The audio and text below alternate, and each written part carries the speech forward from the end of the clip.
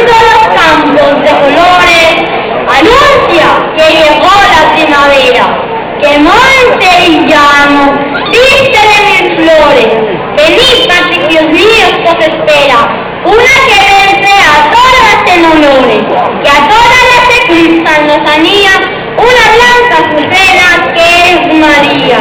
El domingo de mayo, día hermoso, ha de ser por nosotros festejada, la madre que por título glorioso de los desamparados es llamada. Acércase el momento aventuroso de ser con gozo y júbilo aclamada. En su amor nuestros pechos de inflame y sus dones apartan bien derrame. Ensanchar vuestros nobles corazones, preparar vuestras galas y ornamentos, dispónganse los fuertes campeones, ocupar los guerreros campamentos, prevengan, trajes, armas y pendones, resuenen por doquier los instrumentos, y en tanto que espera esta un día, conmigo repetir, ¡Viva María!